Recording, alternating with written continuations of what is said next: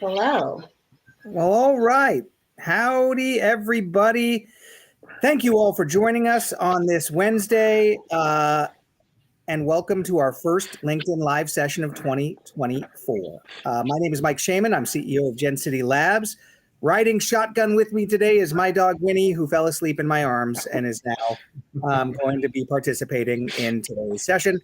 Our fabulous head of marketing, MK Granados, our wonderful head of strategy and partnerships, Eric Arvai, and today's special guest.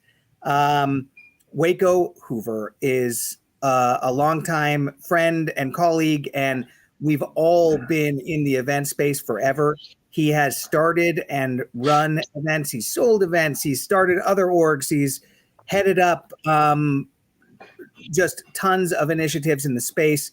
We thought it would be a really great way to start 2024 to have a conversation with him, talk a little bit about his history, how he got to where he's going, what he's doing now, and talk about some broader event-based themes along the way. So whether you guys are joining us live on LinkedIn or on Twitter or YouTube right now, or if you're at CES, like most of the rest of the events universe, and consuming this at some point in the near future, we appreciate you all joining us. So, Waco, I'm going to give you my least favorite question that ever gets asked, which is always tell me a little bit about yourself. But for the audience that may not know you, if you can lead off by just giving everybody a little bit of sense of your background, how you got started in the space and what you're doing now, that would be amazing. And then MK will take over and start diving in with some questions and topics. For sure. Well, thanks for having me, guys. It's going to be a lot of fun. Looking forward to the conversation today. So, gosh, how did I get involved in this? So I served in the Marine Corps before I started my professional career. I mentioned that because it's relevant, and I'll come back to that. But I got out, moved to New York City, did my undergrad at NYU. After my first year, I was studying econ, finance, as you do at NYU, in the city, going into Wall Street and all that glamorous stuff. I did an internship at the Cannes Film Festival after my freshman year, and that just expanded and showed me this whole new wide world of events, media, technology, brand activations, all these things that were just completely foreign to me growing up, small town, Vero Beach, Florida, then, going off to the Marine Corps and having like no business exposure whatsoever. So it was really, really amazing. And then from there, I really just started to cut my teeth on launching some events while I was still in school.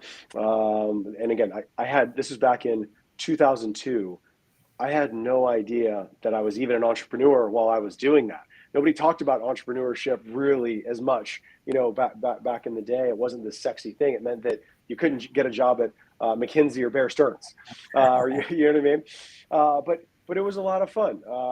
And the first round of events were absolutely atrocious, looking back on them now. Fortunately, got better at it, failed a bunch. And from there, went on to launch a number of different media properties, event brands.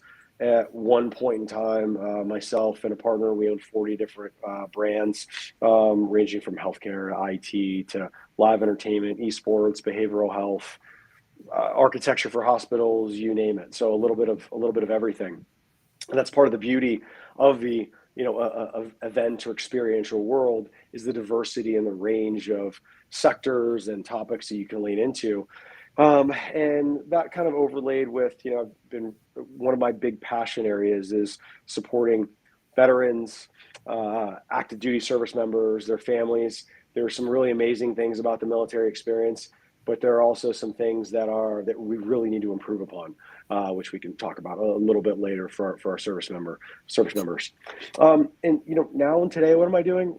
Still investing in companies, tech companies. There's a couple of really cool ones that we can talk about a little later if we've got time or if it's relevant. And then we also, I chair the American Legion's program called Be the One. It's their national platform, all focused on suicide prevention and mental health for service members. And then I have a brand new launch last year called MCon. It's a celebration of military culture. So think Comic-Con meets military, or a little bit of SHOT Show if you're familiar with that, with the outdoor, world there. And that's, a ton of fun. We absolutely did amazing with that last year, and we're going to continue to keep, growing that. And then just a couple other little things here or there in terms of investments, advisory stuff, but having a lot of fun. And I think the biggest thing that I'm doing right now is I have a brand new 5-year-old baby boy at home that came last year. And so that is the wildest adventure yet, and absolutely a blast. That is the most work of anything. I know Indeed. it well. So MK, do you want to lead us off? I know you had a topic that's going to be kind of fun to cover. Yeah. That's a good way to get in the mix. Well, I have to say, I was super energized by this topic. I think especially at the beginning of the year, we're all coming back from holidays and breaks. And I think there's a lot of pent up ambition that hits come January. And knowing how many bold moves you've made, Waco, is super empowering to think about just making those choices and testing new things and launching new events. I think that's the perfect message in January for anyone who's trying to channel that side of their own pursuits.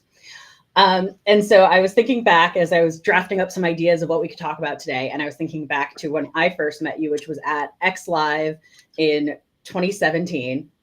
And it was an amazing event. I actually think I referenced XLive in a really indirect way. I think there was a blockchain event down the hall, or like like an adjacent event. And at the time I was just like, blockchain, I don't know what that is. And now how full circle my life has come, I've been kind of admitted, like, I wish I'd walked in the room that day. But at XLive 2016, the year before I was there was an epic moment in events. You were actually part of the launch of Firefest in your own unique way. Not not like Billy. Yeah, not a part of Firefest. But that was a very misleading statement. I know. Great with the social clips. Are you going for BuzzFeed headlines, MK? Right. That was a hell of a zinger, MK. For the record, no direct affiliation whatsoever with Firefest ever. However, because of XLive and their involvement as one of our sponsors of the event, got some inside baseball as it related to that whole team, that whole journey, which was really fascinating. I don't think most people know this, but the whole reason why they came on board to be involved at XLive is they had an app that was actually a really, really smart idea to work with talent and also buyers who wanted to have artists and other talented talent come and actually be able to perform where they are. And so that was what the core business was supposed to be. So they had a really talented team from places like Nike and Google and other organizations. And again, really sharp people. Ja was a really great guy to spend some time with. And then obviously the fest thing that was supposed to be this, hey, let's just do this little thing that's like part of to help support the launch of the app, just completely became this whole other beast for all the reasons that we now know.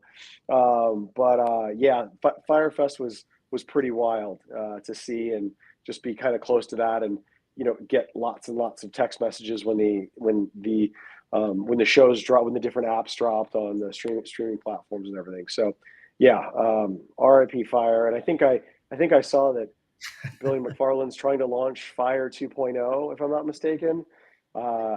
Anybody who signs up for that, bless your heart and peace be with you. I think it's super fascinating today as we talk about launch events. I mean, they went for it, perhaps a little too ambitiously, some might say. Well, they just focused on customer acquisition, and they did a hell of a job. That's exactly what I was going to say. They should actually just do a clinic on marketing events, because they absolutely destroyed. The execution part, the planning part, not as much, but the marketing part, they absolutely they did an amazing job. Don't let them manage your finances or any of those things, but the marketing was great. No, that's exactly what I was going to say. And honestly, that leads me into talking a little bit about, and I don't want to, I don't know if you want to use XLive. And by the way, we kind of breezed over this, but Waco, started and founded XLive. What year was that, Waco? When did you get that rolling? So it's funny. So that was actually one of the first events that I ever launched with one of my partners. And we actually got the idea for it during the Berlin Film Festival. back in 2004, February of 2004. Fast forward, we ended up, excuse me, we launched what was the initial inception of that, and it was called the International Film Festival Summit. And it was all focused on film festivals, believe it or not. It took place in December, New York City, later that year. And we ran it with film festivals for a number of years.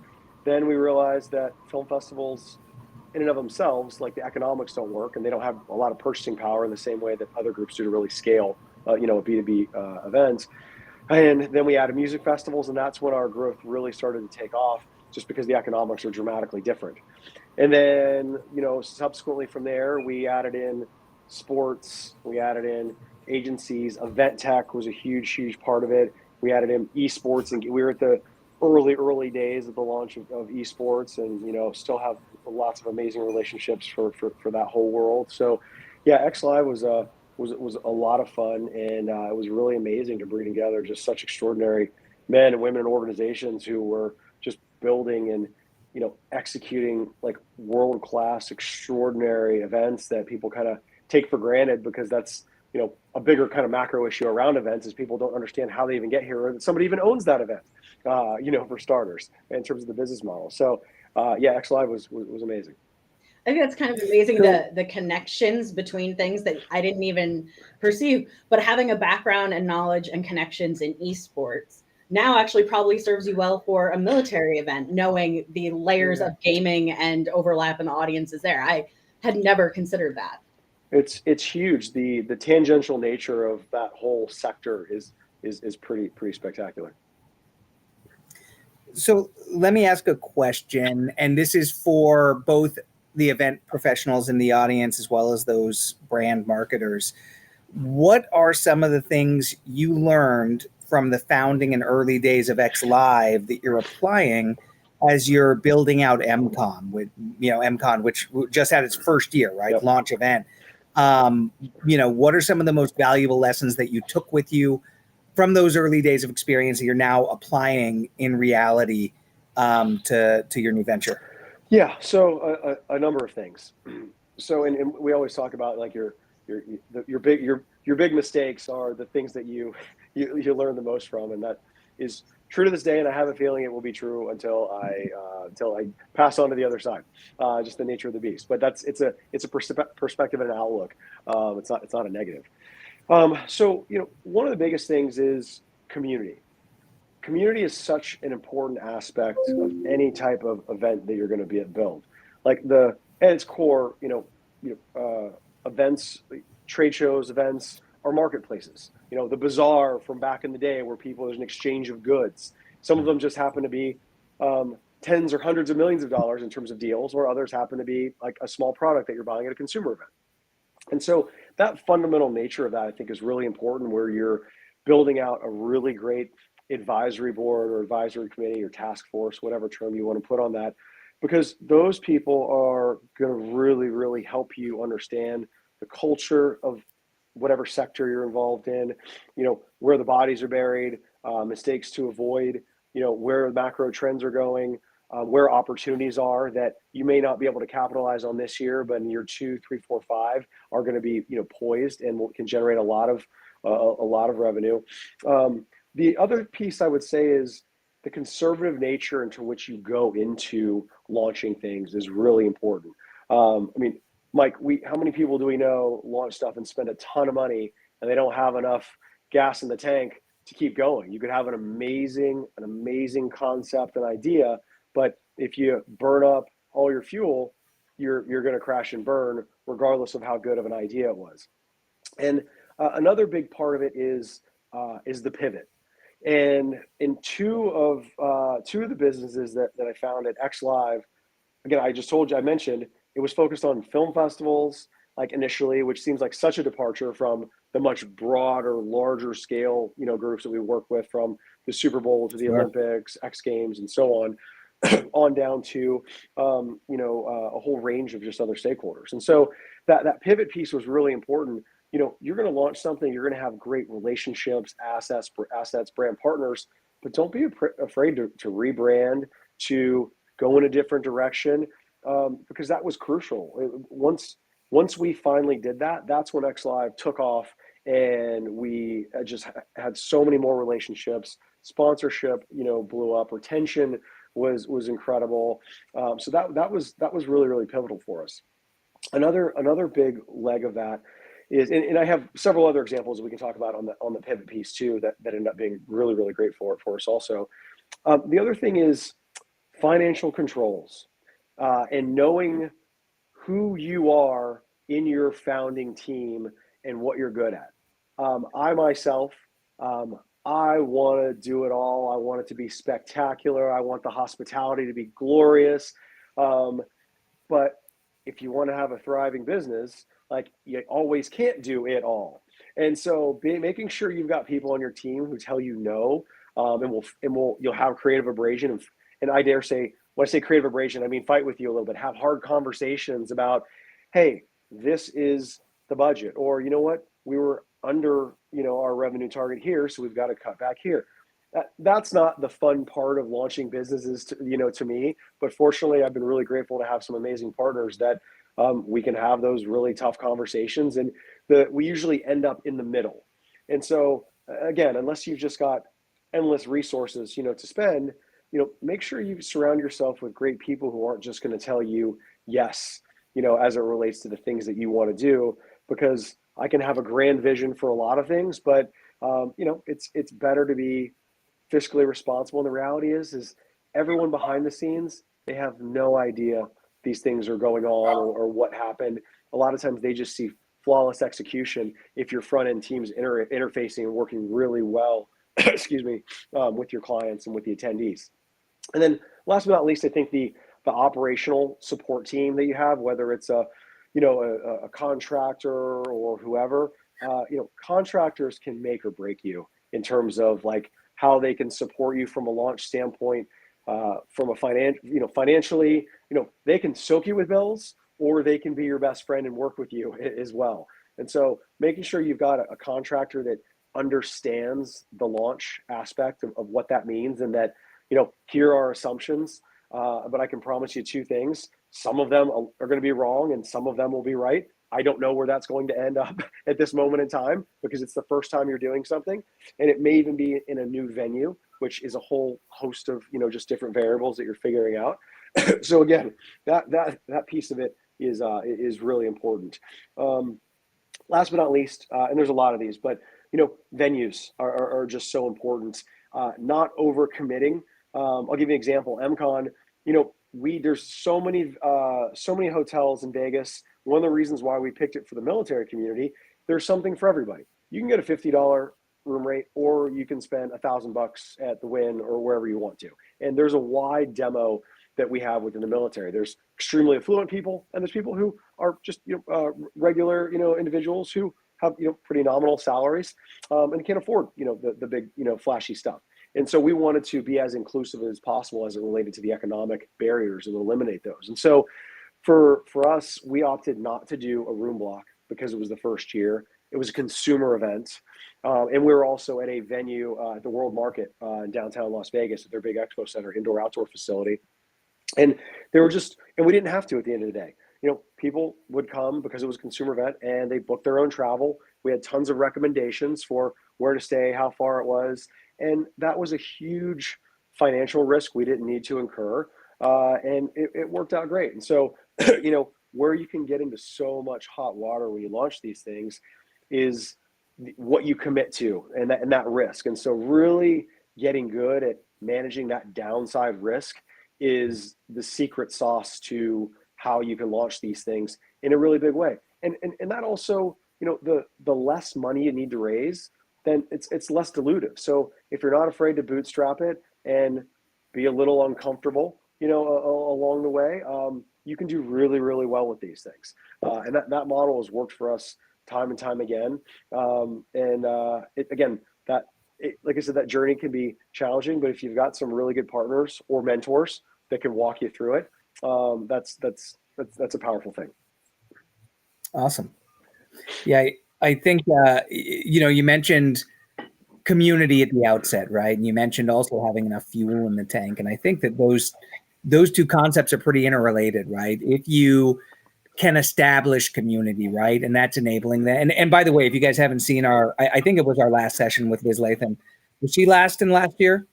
If you guys are looking at any of the archives and want to check out Liz's piece, she has a phenomenal perspective on the importance of community. We had one episode that focused on nothing but that. So please go back and check that one out. She was superb. And shout out Liz.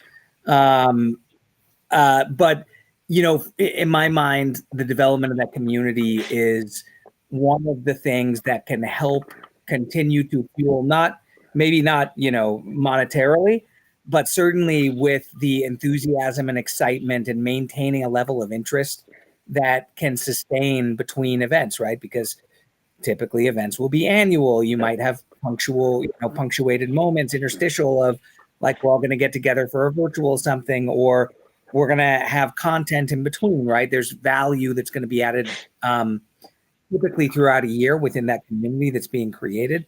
But in my mind, that's one of those baselines that you need to establish really quickly, is community that shares interests, that's motivated, that's enabled, right? They're empowered to talk with one another and connect with one another, that can then provide that foundation, that baseline that you're going to be building on and ratcheting up over time to, get that kind of hockey stick growth. Yeah. And Mike, the community isn't this like uniform thing. There's tremendous nuance with different types of communities, and being like carefully analyzing the type of community that you're going to be leaning into with whatever your launch is really important. There are communities that are newer. MJ, you talked about blockchain and crypto. That is a community of people that are extremely passionate about, disrupting, the world in many different instances, and it has its ebbs and flows. And crypto's rock and roll now. I love my Coinbase account at the moment, but that's really interesting. I mean, are physicians or like financial planners, like there's just a lot of different dynamics to take into consideration about what that community looks like. Purchasing power is kind of an obvious one in terms of is your event going to be more heavily focused on hosted buyer, and you're not going to make a lot from the registration piece? Is there going to be even split of registrations and sponsorship, or is it going to be more heavily focused on sponsorship? So there's just a lot of psychology also that goes into what that community looks like to make sure that you get it right and you build something that's going to resonate with them. I did not have a background until XLive. I didn't have a background really in any of the sectors that I launched. The one brand, it was called the Institute for Health Technology Transformation. Ended up selling that in 2013, and that was a great transaction for us. But I had who was our consumer? It was all healthcare IT. So it was like Microsoft and McKesson and these huge healthcare players and tech companies out there. And all of our customers were chief information officers, chief medical information officers, the CTOs who were writing, 8-9-figure checks in some instances to these IT providers to transform healthcare. But what did I do? The Harvard School of Public Health launched a program on health IT leadership and strategy that I went and did. We did 2 week-long cohorts there, and then it was over 5 months. And that helped me cut my teeth like you can't imagine for a pretty nominal investment of time and money, and also gave me a little bit of street cred where I didn't have that previously, to really understand the culture, the people, the purchasing power, the decisions, all these different things in a way that, quite frankly, I otherwise wouldn't. And, I don't think that's necessarily a common approach, but that's worked out really, really well for me time and time again, with going to where your audience lives if you don't come from it, and really immersing yourself in it. So pivoting over to MCon for a second, there's just an obvious sort of transition because being a veteran yourself, there's a built-in community with service members. How do you measure the success of a community that you're already involved in, that's sort of built in? So for something like MCon, what impact do you hope will, or what's the impact you hope you'll have on service members as part of MCon? Yeah. So just to give you a little like kind of overview of the military vet landscape, there's kind of Yeah. three core buckets. One is, focused on like entrepreneurship, careers, those types of things, amazing events, desperately needed. But there's a lot of that, pretty saturated. Then there are like events that are really focused on defense contracting, procurement. So there's like AUSA, Association of the U.S. Army, like 30,000 people in D.C. every year. They've got ospreys and tanks on the show floor in the convention center. It's pretty cool. But again, that's procurement, defense, very corporate, very B2B. And then you have a whole other bucket that's really focused on, I'll use a big circle, the healthcare bucket, mental health, care delivery, those types of things. And I spend a lot of time in that just with some of the work that I do there. But in the middle, there's a ton of white space where there isn't this cultural celebration of what the military is or what the military experience is. And that's what we believe we found with MCon is an opportunity to truly celebrate men and women that wore the uniform, celebrate the sacrifice. Military service is an edgy, messy, dirty thing. The average American has this kind of perfectly like spit and polished, in garrison perspective of what military service is, but that is not the vast majority of it. And in order to have real conversations about how we can fix a lot of the problems facing the military, which we can get into, but that's suicide. You guys may or may not know this, but since 9/11, 120,000 veterans have taken their lives. In comparison, that's more than all of Vietnam, the Iraq War, and the most recent Iraq War in Afghanistan combined that we lost in combat. So think about that for a second. And there's a reason for it. We've been fixated on point of crisis, but we need to go upstream thinking. Financial health matters, spiritual health matters, career health matters, physical health, mental health. There's all these social factors where we can create design interventions to filter out as many men and women as possible so they don't even get to that point of crisis we're dealing with. It truly is a community. There's a brilliant guy and friend, Dr. Craig Bryan, out of Ohio State University, veteran and psychologist, and one of the world's leading researchers on trauma and suicide, generally speaking. And he uses the analogy of if you take a crop of plants, there's no bad plant, right? But some plants might get better soil. Some plants might get better light. Some plants might have a rock underneath them.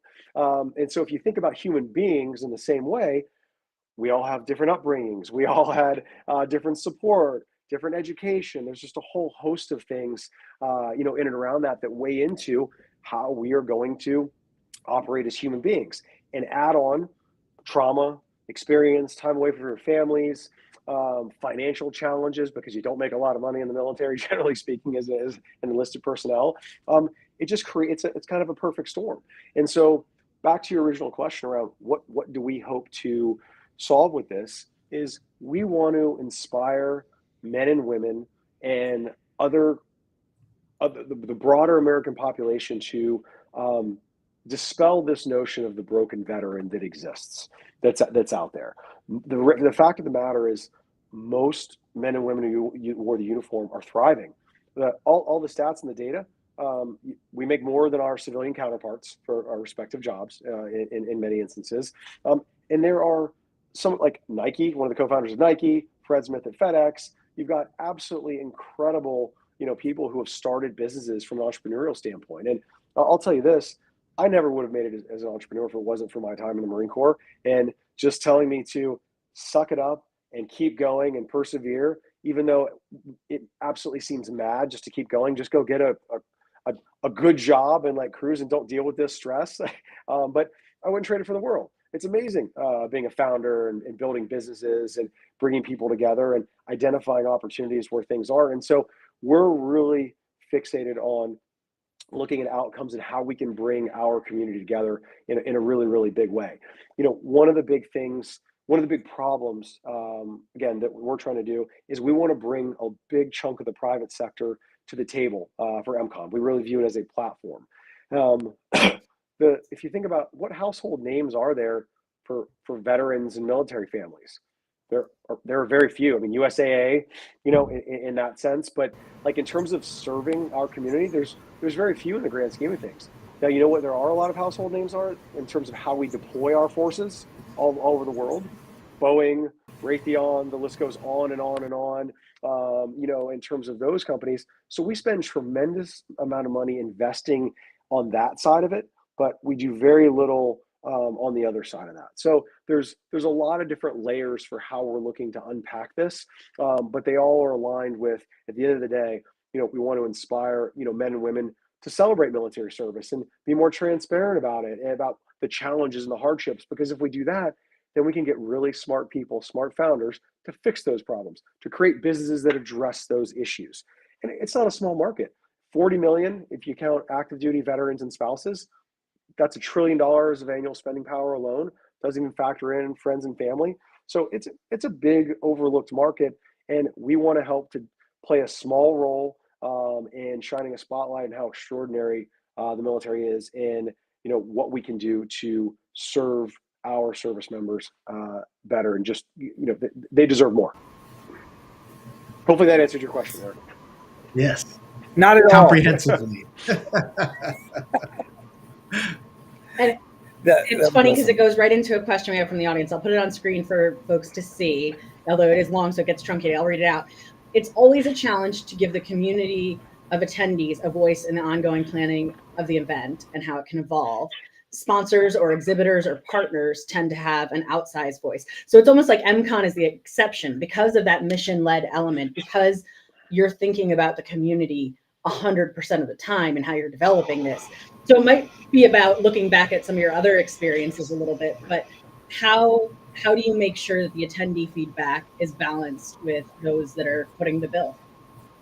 And also, like, while you're preparing to answer that question, that you can kind of apply that to every like mature social media platform technology business. It's like, what happens when there's a departure from a hardcore focus on your passionate users or attendees, and then you start becoming beholden to the advertisers, to the sponsors, right, to the people that are funding a lot of this.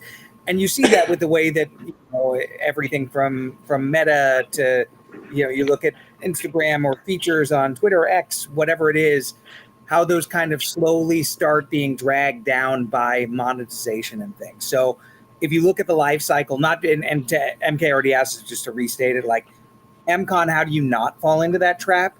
And how have you avoided scenarios where sponsors have that outsized, influence in the past? So a couple things. So the great question, number one, but the whole notion of always thinking about exactly what your attendees in that community wants, it's absolutely important to have your finger on the pulse of that. But it's also important to understand that the community may not know what it needs or what other opportunities exist, because if they did, your event or your business would already exist. And so while I am the biggest advocate of always, again, listening to your advisory board, talking to individuals, you also can't be afraid to try new things that may fall outside the scope of what everyone is telling you they need. Because again, there's that herd mentality that can exist in some instances. And, again, being able to introduce new ideas, concepts, formats is a really important thing. So that's one thing. And that's a fine balance. You can experiment with that pretty successfully and manage risk through that by, doing a small workshop around a topic. And guess what? If that thing blows up, then you can, do more around that. Or you can host a separate mini summit, if you will, if there's enough firepower behind it. So I think that's an important aspect of that. The part of having brands and how you manage that, I would say when I first was getting in this career, first getting into this industry, it was way harder to manage that because people wanted a panel spot. They wanted their booth. Like it was really straightforward. It was very cookie cutter. And in some instances, it's like some shows are still very cookie cutter. But, when you think about what's happened with the festivalization of live events and trade shows and everything, how we manage that with MCon is outside of like the standard 10 by 10, booth that's relatively small. our large corporate partners, we insist and we have them do an activation. So as an example, we had an airsoft range with one of our partners. If you guys know what airsoft is, it's little, plastic bullets, super cool, but they're like real guns. And that was amazing. Super on brand for the military. We did axe throwing. Again, super fun. I'll never forget, one of my favorite parts of the event was this little like 6-year-old girl with her dad, who I think was in the Air Force still, based outside Vegas. And the axe is half as big as her, and she's chucking this thing. It was amazing. And so being able to create experiences like that was amazing for that brand, but it's also amazing for the experience from the attendee as well. And so, like, don't be lazy with the sponsorship packages that you create. Think about culinary. Think about like that company. Like, do your diligence for those big sponsors and see what other things they've done. Like, what are the cause related initiatives that they're involved in? Is there something you can do around that?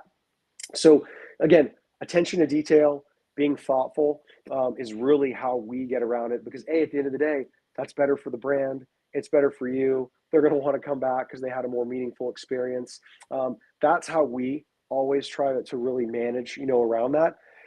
In some instances, you're never going to get away from the brand that just wants to do a really stale, dry toast, presentation about their company. And I'm trying to think back on the last time that we allowed that to happen. And if you do have to have it happen, you make it like less than 5 minutes. And it's introducing something much more compelling and interesting that everybody wants to be around. Do you always get it right? No, but we work really, really hard to make sure for our big partners that they want to create a compelling experience. And we're pretty fortunate for an event like MCon that they want to put their brands want to put their best foot forward. They want to interact with service members in the best way possible, and they want the media to see that as well. I think it's amazing, having worked on Comic-Cons, sort of working from that same playbook of fans first. How do we make sure we don't dilute the experience, making sponsors come with activations? I had an energy drink brand that we allowed onto the expo floor, where we worked with them a little bit, and not to say their name, but we actually hired from Sci-Fi, the movie makeup TV show Face Off. They created a monster of a character in their booth while the event was going on. So yes, they could do sampling of an energy drink, but there was also something creative and really aligned to the experience. But you also had to not be afraid to say no, because as they're setting up their booth, we take a look and they're unboxing big banners for the back of their booth that had come straight from, I think, a country music festival. And there might have been some scantily clad women in cowboy boots. And while that works for some audiences at our Comic-Cons, that was far more sensitive and not what our audience wanted to see. So at setup, we had to be willing to put our foot down and possibly anger a sponsor with just hours to go before an event. Yeah, and like the things are going to get messed up. That is a certainty. But it is all about how you handle that, whether you're the customer or you are dealing with a customer. It's so much about saying, no one wants to hear no for the first time. Let me see what I can do. Let me talk to the team. You already may know that the answer is 100% no. There's no way in hell that those banners are going up with, scantily clad dressed women in Comic-Con with all the kids and everything. But just the simple act of going through that process makes people feel like you are an engaged partner and you care about their success. And at the end of the day, because you did that, their brand actually was featured in a much better light for that particular community that they actually want to acquire customers with. So the art form of pushing back and saying, hey, this is our policy, this is how we structure this. Guys, it was right in your package, like it was right in your sponsorship kit that says that it has to be approved by management, that we've got to work on this together. Those expectations, managing those expectations are really important, so that it doesn't come around and kind of bite you in the butt, down the road, because you didn't give those clear kind of lateral limits in terms of what you could do and what you can't do. I love how, and I'm sure your military background has prepared you perfectly for the chaotic situations that with organizing a large scale event. And I love hearing fail stories. So I would, if you wouldn't mind, just sharing some really entertaining, really tough challenge that you had to overcome as an example of, That's right. Tell us how you organized the fire festival, Waco. Look, I'm really trying to get the TikTok moment. Don't ruin this for me. I am not going to let you live that down, MK. That's a hell of a start. Yeah, I'm guys. Excuse me. I need to get a good bourbon over here because of all the hate message I'm getting on all of a sudden. That's right. For MK's comment. You know what's so funny? So I'll get to definitely a fail story, but I don't know about anybody else, but I find that I have a very short memory when it comes to the PTSD associated with events in the grind and everything. And maybe that's, just people who operate in this world have that, or maybe it's just me because of my background. I don't know, but I tend to, again, like, listen, something got totally screwed up. It is what it is. I'm not yelling or screaming at anybody. You got to live in that moment. You got to fix it first and foremost, move forward. And then you can figure out where you have to bury that body for the person who messed it up, like later on down the road, but I'm kidding. I'm kidding if that wasn't obvious, but gotta be a goal. Honestly, I know a ton of people that have dropped out of the event space because it's just too hectic, too crazy. They hold on to things. They don't let go. Like I am 100% in agreement. You got to have a short memory. You got to make sure you learn something and you carry the learnings forward. Don't carry the anxiety forward or you will not last long. And some things are just out of your control at the end of the day. And it's really important to know the difference. Like, hey, operationally, we could have avoided this, or operationally, there was no foreseeability associated with what just happened here, with something didn't get delivered on time or shipping or whatever. Those things happen. So Eric, back to your question. So we were hosting an event, a healthcare focused event in Atlanta, Georgia. And we were originally at one of the more corporate hotels, downtown. And as we got closer and closer to the event, the venue just became incredibly difficult to work with. And just not being flexible, not working with us, not being willing to help us in terms of the what we were doing. And this is a pretty, conference and like 20 booths, nothing crazy. You know what I mean? But anyways, and financially, they were just going to put us in a really, really gnarly spot. And so we had a choice. We could go forward with them and like take it in the shorts in a big way. Or we said, well, we could just find another venue and tell them to beat it and deal with them after the fact. And this is atypical, of course, but it was that bad. And so we literally jumped on the search engine and looked at all the different potential, venues that were there in the kind of surrounding area, because we knew this was like 3 weeks out. So it had to be close. We had to have like a hotel close by because we're going to have to change everyone's rooms. We're going to have to change all the logistics, and it was no small feat to like just overhaul this whole thing. The long story short is we were able to find a venue that was, I think, a mile and a half, 2 miles away in an amazing area of Atlanta. There was a beautiful hotel right across the street. It ended up being this incredible, like historic building that was actually like, I can't remember the exact name, but it was healthcare focused. It was like the Institute of Healthcare something for Georgia, Atlanta, or whatever. So it was actually super on brand for a healthcare event that we were doing. And the theater was stunning. It worked out. But that was an example of, I don't recall from the planning standpoint, but we probably overcommitted maybe a little bit in terms of the venue downtown, and they just, again, weren't being flexible. And so we pivoted really hard. No one really knew the difference. We got to seize the initiative and control the narrative.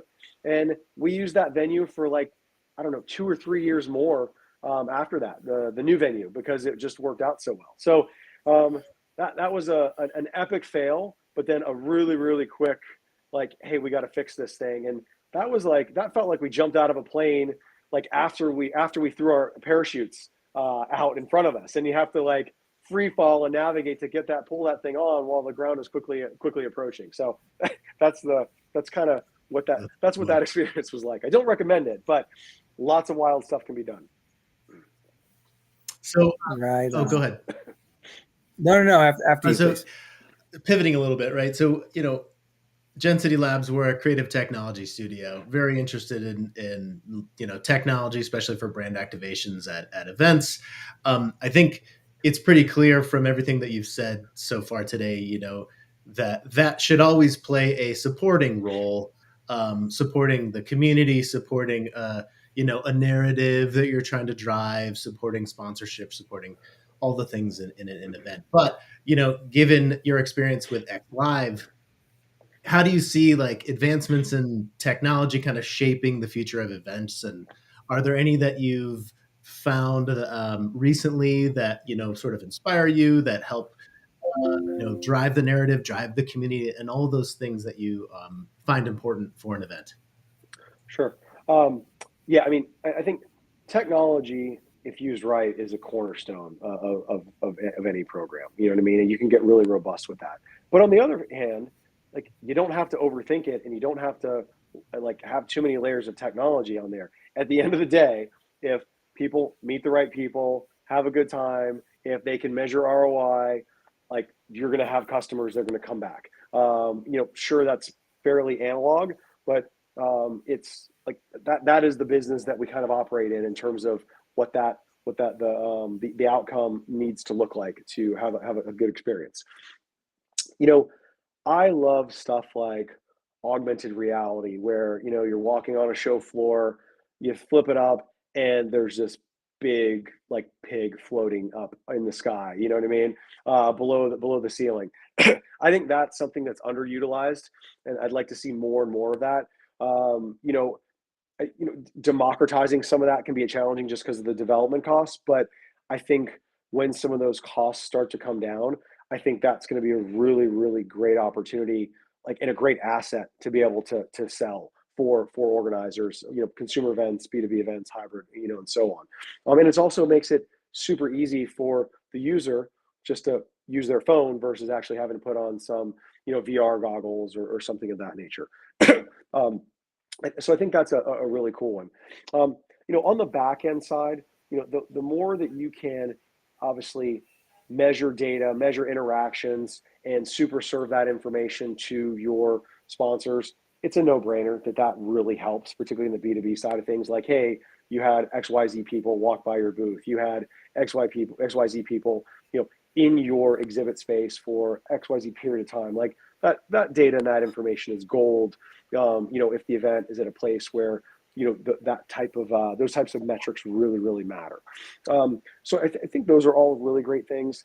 In terms of other aspects of technology, I mean, I also think the community dictates a lot of stuff. Like so the military, like community, just as an example, there are a lot of people that are naysayers when it comes to like trends like crypto and things of that nature.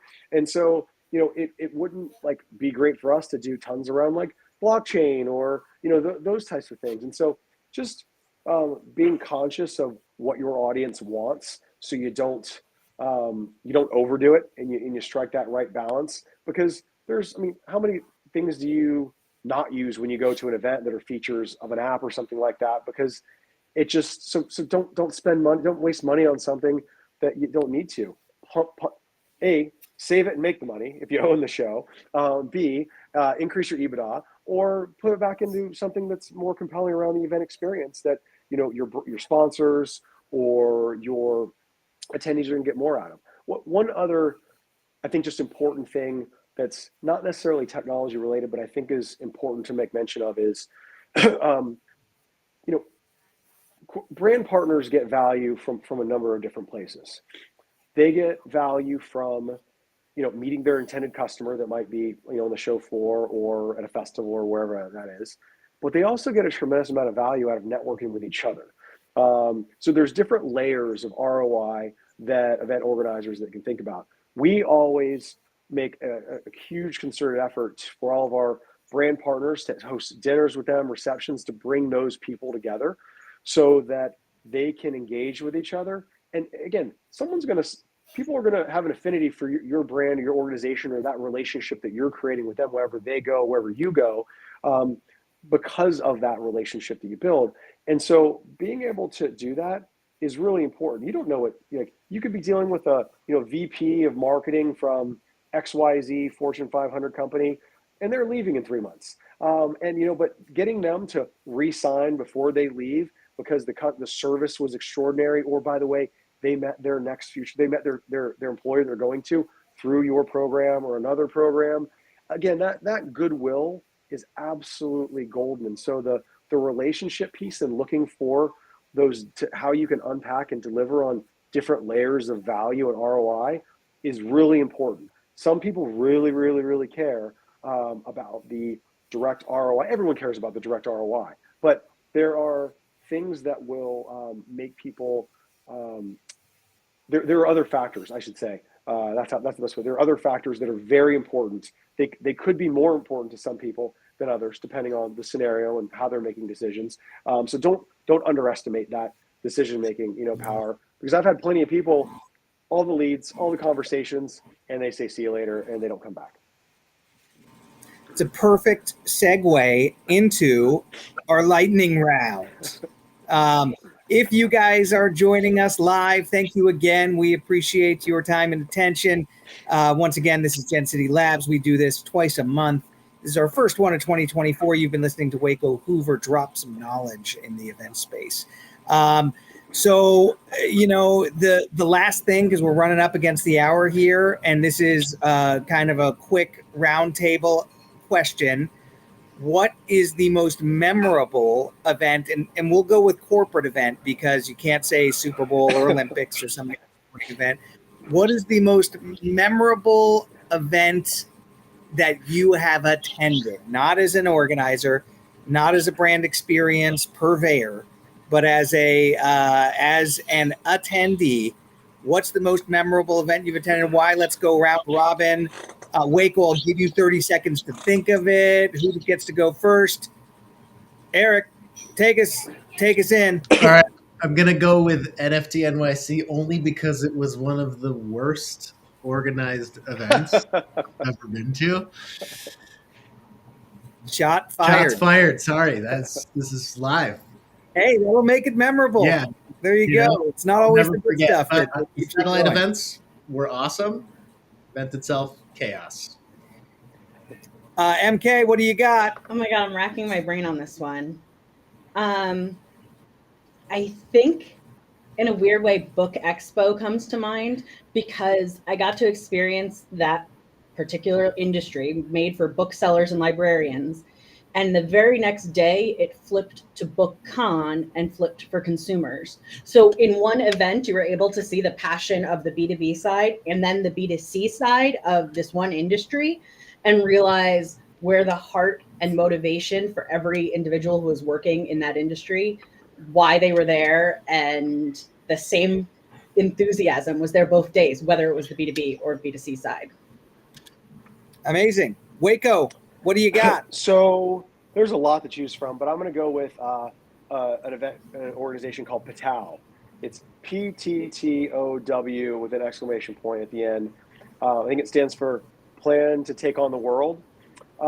It is a really incredible group, very mission oriented in terms of impact. It's comprised of like chief marketing officers, like executives at that level from some of the biggest brands in the world. And it's all about how we make an impact, like what those activations can look like.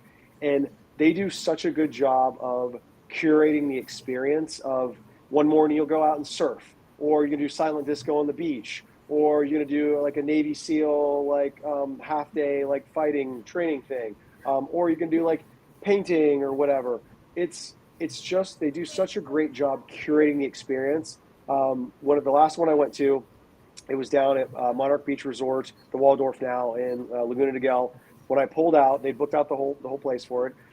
When I pulled up in my car to the valet, walked out, they grabbed my bags. The entire staff was out there clapping when I arrived and rolled up, and they did that for every attendee that came to the event. So you literally walk in, and it's like, I think probably like 300 to 400-ish people, super high level executive, but that was, they curate the hell out of the event, and you definitely leave with memories and build amazing relationships because of the different things that you do together. Awesome. I love it. And I will leave you guys with one last one for me. I went to a storytelling conference about 5 years ago that was absolutely fascinating. It was a very small group, about 300 people. It was in Deer Park, Utah, beautiful environment. The first thing they did when they got us together was to set up a storytelling competition. They had a professional there to lead us through a narrative, and he told a story about how he was out hiking and was being stalked by a mountain lion. Super amazing. And then the 10 people came on and were able to tell a 2-minute story. And this is just people from attendees. And then he broke down here's what creates tension. Here are the elements of a great story. And then we actually use that as the foundation for the entire event. Really compelling, really great, small group, curated, and just a really, really memorable moment in my events career. So once again, Waco, you're awesome. We're going to have you back at some point as we close in on MCon Part 2 later this year. MK, Eric, as always, we appreciate you. Whether you're listening live, whether you're listening on YouTube later or to podcast form or in whatever form you're consuming this, once again, we thank you for joining us. We're Gen City. That's Waco Hoover. We will see you guys in a couple of weeks. Thanks, everybody.